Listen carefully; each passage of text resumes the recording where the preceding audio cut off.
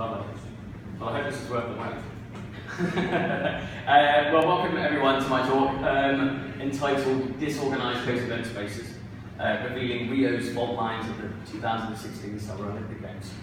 This is a paper that I've submitted with David McGilvery, who's at the University of Western Scotland, who can't be here. But we submitted it to Urban Studies a few months ago, so we're still waiting to hear back feedback from that. And it's really about how the Olympics territorialises and takes over event spaces, particularly host community spaces, which they do quite a lot. So I just want to give you a bit of an insight from there. But before I go into Rio, I've got a short vignette, trying to be posh, just to kind of cast your, kind of maybe not your own mind back, but to kind of think back to London. And I've got a short bit from a paper that I wrote that just tried to sum up the scene from the perspective of the businesses that were around some of these event venues. So I'm just going to kind of talk from that if we want to. So the opening ceremony of the London 2012 Olympic Games mega project marked a poignant moment in the symbolic and material takeover of London's urban spaces and communities. Central Greenwich was targeted alongside 6 other designated Olympic boroughs to host an official event zone. Within the host event zone, the vast green spaces of the Royal Greenwich Park was chosen to house the equestrian sporting events, which was the venue, just a stone's throw away from the town centre's artisan high street. Densely populated, the demographic of businesses in that high street were predominantly retail, hospitality, both permanent, fixed, transient and temporary. Naturally, with businesses located just kind of literally metres away and within close proximity of this Greenwich Park, local narratives indicated a community pumped to prosper from the associated opportunities to be induced by the coming and the live staging of such events. Rhetorical benefits, opportunities and a raft of hoped for positive outcomes led to high stakeholder expectations. The vision: Olympic and sports fans, tourists and visitors in their droves, hordes of tens of thousands of individuals and collectives traversing across the last mile. And the last mile is an entry port into a community whereby you go from the entry port right through to the event venue and you have to walk in. So, those that have been to these events would normally go through something similar to this official last mile. Likely to engage in hedonic and pretty much basic survivalist modes of consumption: food, drink, cultural artifacts, souvenir, and all that stuff. However, the realities unearthed and amplified by the narrative analysis of the study, which is actually my PhD, contrast these utopian bounties of consumption. The study reveals the efficacy of the games to achieve such ambition emerged at best limited and at worst non-existent. I've just got kind of a small little perspective from a San Miguel tapas bar that was along that route, who kind of got excluded. So essentially a plethora of narratives shape the empirical findings and illustrate local conditions on the scrutiny. However, take San Miguel tapas bar, located in the heart of this last mile area.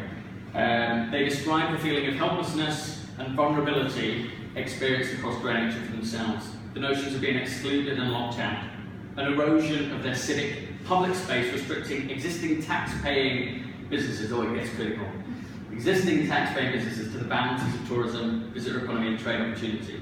So the mega event favoured global corporate enterprise over local constituents of these newly territorialised mega event spaces, transformed temporarily to serve transnational capital and the official supporters and the sponsors of the Olympics. Detailing the forces at play, the owner spoke of the physical erection of security and military force, including army, gunships, uniformed and plainclothes police, right through to overzealous traffic, advertising and trade enforcement.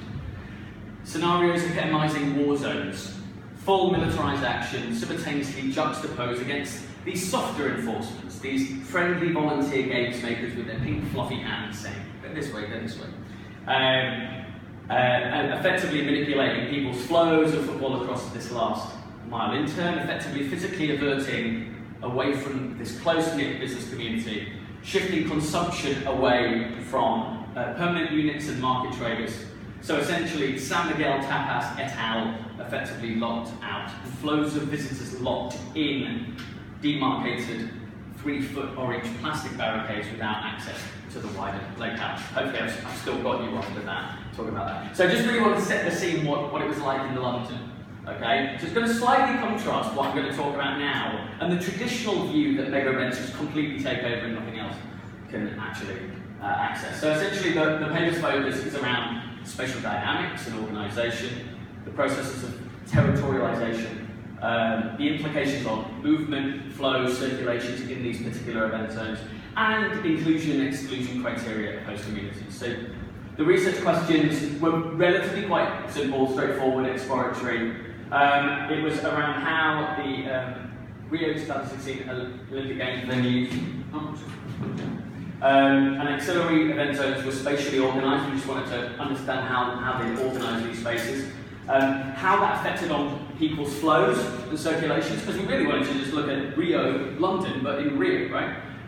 Because of the critical issues, and what were the implications on the host communities, particularly small enterprises.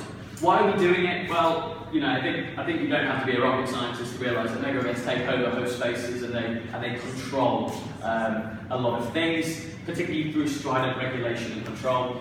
There's not much analysis of this local impact and idiosyncrasy. There's lots of evidence of marginalisation of host communities. There's often the rhetoric of you're going to benefit, but actually the reality is not so good. And actually, not many people have looked at the particular small enterprise position in that.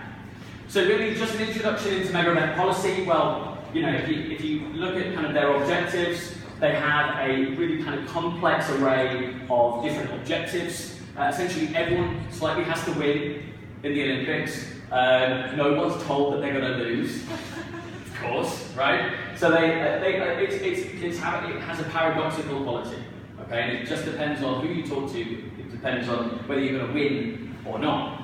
It's a choice. By the way, these brackets and numbers are linked to the reference list afterwards, if you want to go down.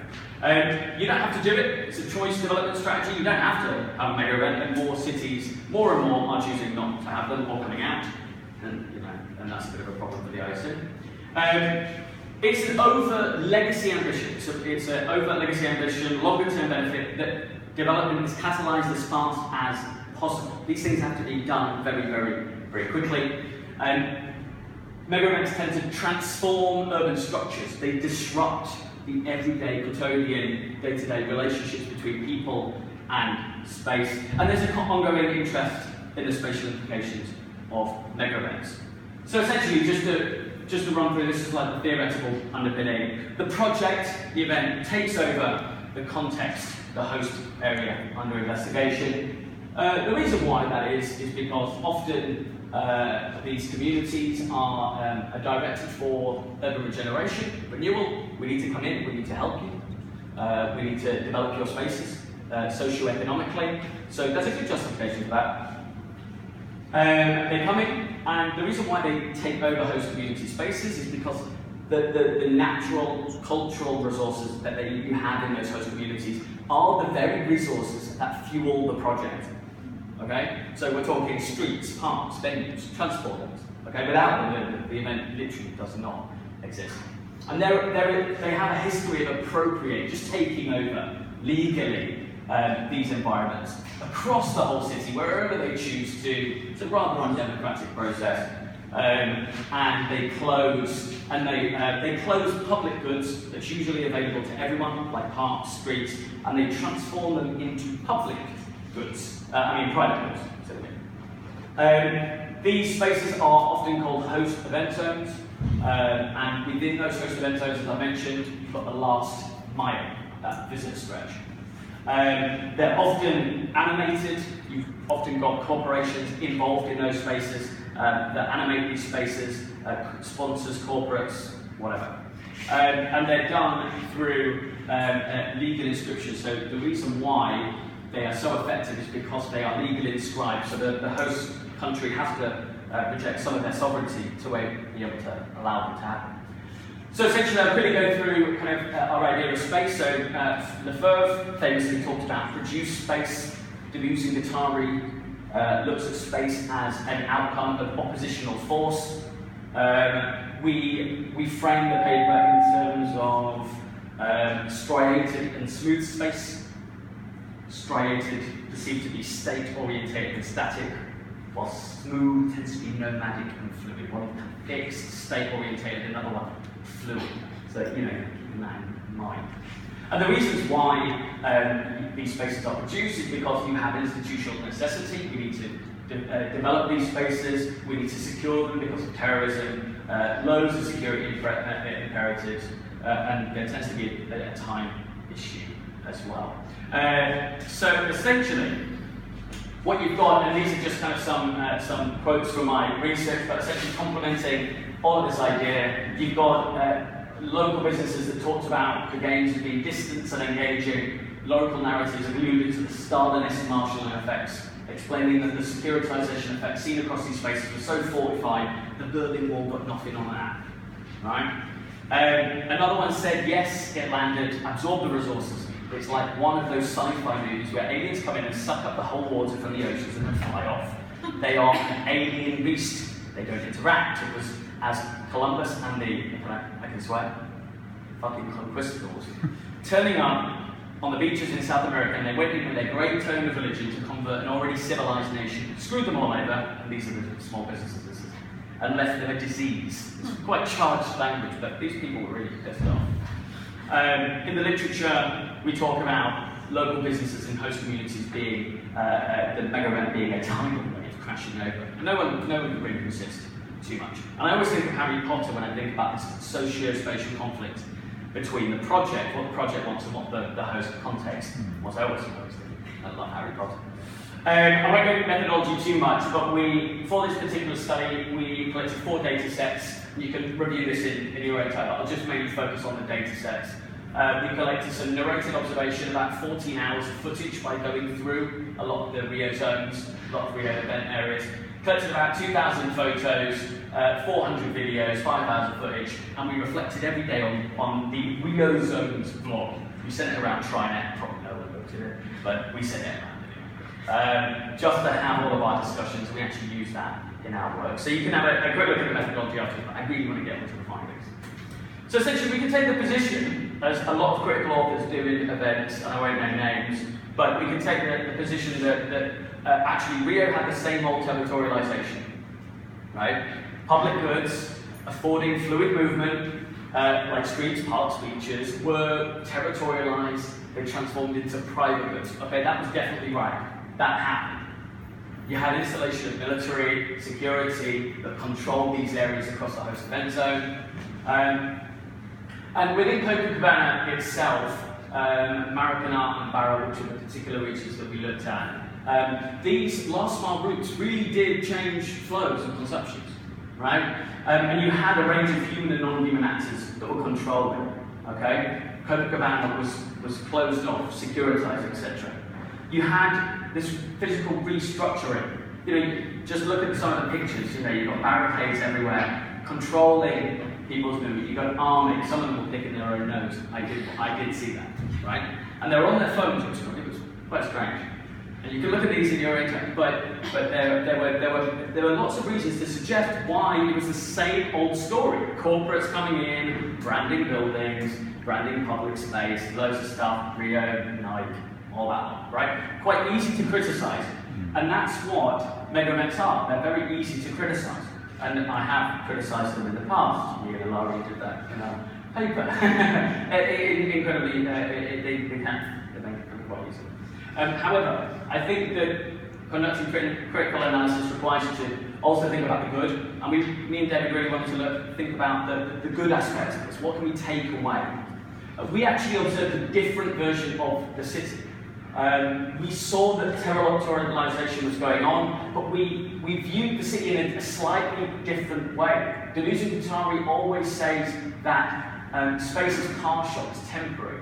You know, it depends on the forces that serve it. And actually the forces in Rio were one of social, economic, political instability. The impeachment of Dilma, losing all of their policing and security 9 days before, and the military forza had to come in and take over. So everything was crazy. I'm serious, there was absolute chaos in Rio on the ground. This equated to what we refer to as disorganisation and chaos. And in that chaos, you had cracks. You allowed people were able, I've got 1 minute left, so I'm going to have to slightly push on. but you had cracks in the space. People were able to benefit from these spaces unlike never before seen in other host eventos. Smaller organisations were able to sit side by side with official producers. Visitors were able to go off, engaging slower forms of tourism and a greater connectivity between the visitor and the host community. I've got some quotes here from the paper, but so essentially it meant that small businesses could leverage. You had kebabs out of apartment blocks. You had caipirinhas, people on microphones saying caipirinha, £2, not £2 later. But you had this crazy, chaotic space, and it meant that the event visitor could really engage with the local culture much better. You had churros, you had loads of great things. And you even, normally, and the last point, normally the mega event would territorialise and appropriate host community spaces, and that has been the dominant view. But actually, if you look at a lot of the evidence, local people and small businesses actually appropriate the global event. Yes. Which is actually very interesting, a bit of a take-home point. And there are some conclusions, but I will show it now. Thank you.